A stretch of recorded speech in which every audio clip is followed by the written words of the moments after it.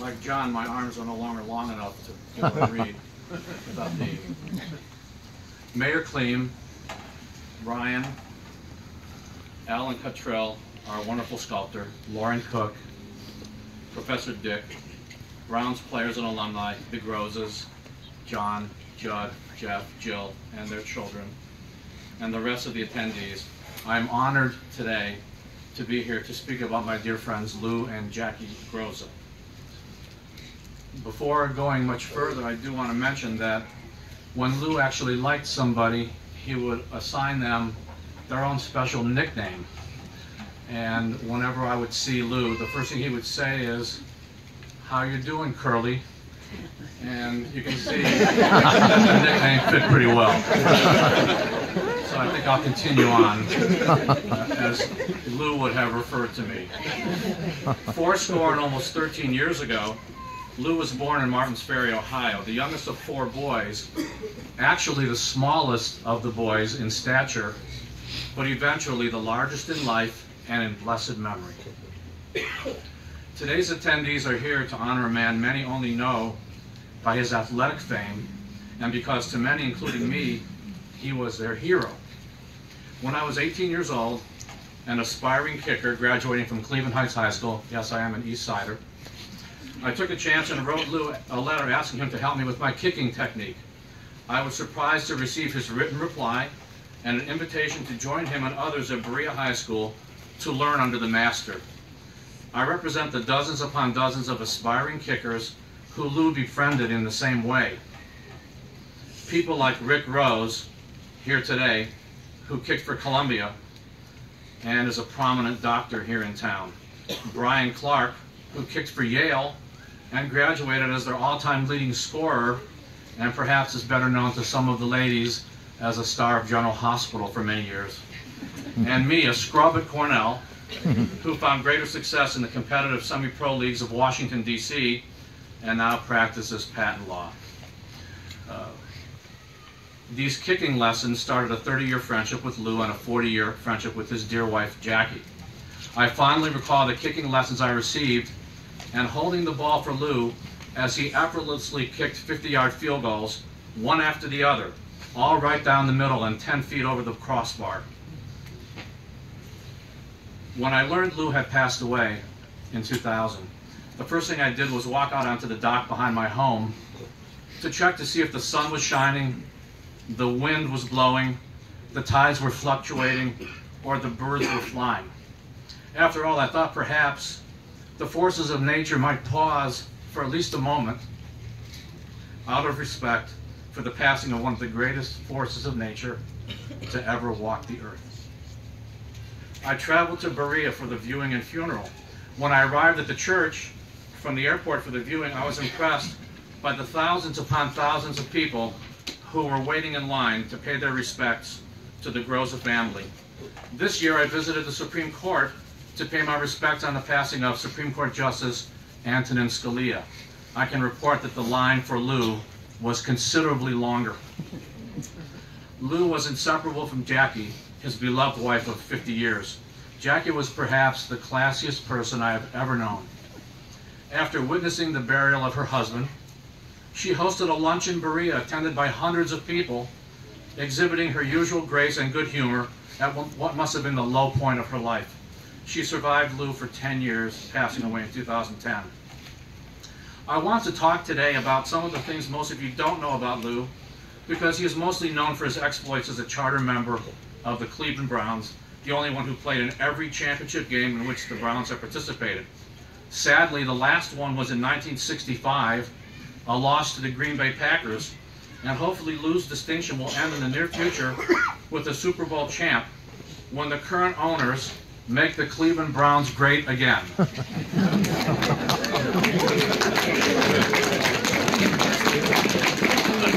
Lou showed his future success as the recipient of 12 varsity letters while captaining the baseball, basketball, and football teams at Martins Ferry High School. His classmates called him the Chief, and that title was well earned. As a junior, he captained his high school basketball team to the state championship. In the semifinals, Lou was fouled as time expired and with the score tied. Although he was the self-described worst free throw shooter on the team, he sank both free throws for the victory. I think field goals when I think of Lou. Later the same day, he led his team to victory and the state championship. Lou always came through in the clutch. He was named All-State Center and the tournament MVP. As a senior, he captained his high school football team to the state coach championship after tying Toledo Libby. He was All-State offensive and defensive tackle and was also the team's place kicker. Before Lou, his high school had never won a state championship in any sport. His high school exploits earned him induction into the National High School Hall of Fame in 2006. Lou actually preferred basketball to football and received numerous basketball scholarship offers from prominent colleges. He chose to concentrate on football because he wanted to play a different sport than his brother Alex, who concentrated on basketball. Jackie and I facilitated Lou's induction into the National High School Hall of Fame in 2006. I started the process with the National High School Federation. I conducted research online and by obtaining information from Martins Ferry High School. I submitted the information and received the disappointing news that while the selection committee was impressed with what I had submitted, they didn't think the evidence had been sufficiently documented. I phoned Jackie to convey the bad news and assured her I would find the documentation. A while later, Jackie phoned me with some interesting news. She had gone into her garage looking for something and found an old beaten-up leather valise that was filled with newspaper clippings. She asked me to come to Berea to help her go through the valise. I immediately flew into town and drove to the Groza's beautiful home on Parkway Drive. Jackie and I spread newspapers on the garage floor and emptied the valise on them. We were amazed to discover that Lou's mother had clipped and saved every newspaper article from Lou's athletic career from the 1930s and into his Browns career. I picked out about 20 articles documenting Lou's high school exploits and submitted them to the selection committee. They promptly approved Lou for induction in 2006. During the process, the chairman of the selection committee made me think it was a close case for induction. When Lou was approved for induction, the headline said that Lou Groza led the 2006 induction class. After his freshman year at Ohio State, Lou enlisted in the U.S. Army and served as an Army surgical technician in some of the worst Pacific theaters in World War II, including on Okinawa. He personally witnessed the horrors of war and only reluctantly discussed them. While he served, he received a package from then Ohio State coach Paul Brown that included some footballs and a contract to play for a team Brown was forming in the new All-America Football Conference. After the war, Lou fulfilled the contract, joining the Browns in 1946 and staying with them with the exception of 1960 when he rehabilitated an injured back through 1967 when he retired. Lou always made himself available to anyone who sought his advice on kicking and in life in general. He was extremely intelligent and knew the value of a good education, completing his Ohio State degree on a part-time basis in 1949 while playing for the Browns. He was also a member of the National Honor Society in high school. He appeared at charitable events too numerous to list and became one of the most important and beloved members of the Cleveland community. He would sign countless autographs while eating at restaurants. I remember one time eating lunch with him at a restaurant in Public Square. A woman came up and said she was a great fan, asking for an autograph. After Lou signed, she said, "Thank you, Mr. Hickerson." Lou got a big laugh out of that one and gave her that look familiar to those of us privileged to know Lou. He fearlessly stood up when the Browns were moved to Baltimore and was a leader of the effort to establish a new Browns franchise in Cleveland, named the Cleveland Browns. His efforts were also instrumental in making sure the Browns name and all of the Browns records, memorabilia, and traditions remained in Cleveland, not sent to Baltimore. For those efforts, the beautiful Browns practice facility in Berea proudly bears the address 76 Lou Groza Boulevard.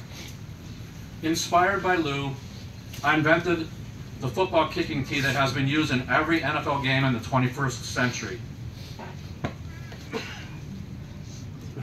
In honor of Lou, the tee has a pointed nose, reminiscent of the tape he unrolled on the field in his early years to help him aim his kicks until the tape was outlawed by the National Football League. So you see, this is 2016. Lou started his pro career in 1946, 70 years ago. So you can see, 70 years after Lou commenced his professional career, his spirit is still there in every single NFL game that is now played. I would like to mention that the latest wedding of a Groza grandchild happened in August. I was very proud to attend Emily and Zach's wedding. But interestingly enough, of all of the guys that wanted to marry Emily, she found a guy who is the only person here who is a Pittsburgh Steelers fan. So I suggest that you don't stand up and be recognized. On my way into town from Washington, I stopped at a truck stop, which is the best place, and I found a terrible towel. And Zach's father-in-law, Judd, will be our next speaker, my dear bro. And I will leave this towel on the dais, and when he goes to that football game tomorrow with Zach, if Zach can wrestle it away from you, Judd, he can wave it. I left Cleveland over 40 years ago to pursue a career in Washington, D.C. In Washington, the greatest sports hero is Sonny Jurgensen. In Cleveland, that distinction belongs to Lou Groza. I was honored to be his friend and a friend to his beloved wife, Jackie. And I'm honored today to be able to say a few words in honor of a man who was one of the greatest who ever lived, in size, in stature, in talent, and most of all, in humanity. The statue in his honor is as fitting a tribute as has ever been made, and I thank Ryan, I thank Alan for his wonderful work under that Army parachute, Professor Dick, Lauren Cook and his family, the Groza family, and all the others who made this day possible. Go Browns, and thank you very much.